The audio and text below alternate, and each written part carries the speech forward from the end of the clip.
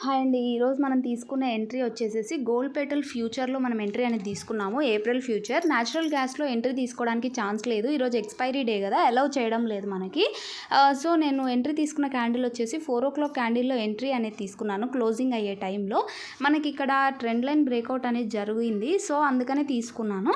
అక్కడి నుంచి కూడా నెక్స్ట్ 4:15 క్యాండిల్‌లోనే నా టార్గెట్ సడన్‌గా హిట్ అయిపోయింది. నేను ట్రయల్ చేసుకుంటూ వెళ్దాము, అబ్జర్వేషన్ చేసి అనుకొని ప్లేస్ చేశాను.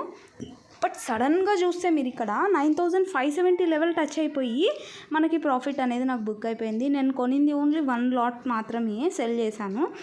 870 రూపీస్ ఏమో మార్జిన్ తీసుకుంది అండ్ సడన్గా అది ప్రాఫిట్ బుక్ అయిపోయింది. కాబట్టి నేను ఏం చేయలేకపోయాను.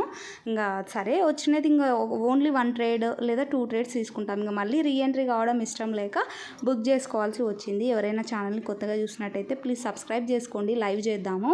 సో 54 రూపీస్ ప్రాఫిట్ అనేది బుక్ చేసుకున్నాను. Thank you so much for watching my videos.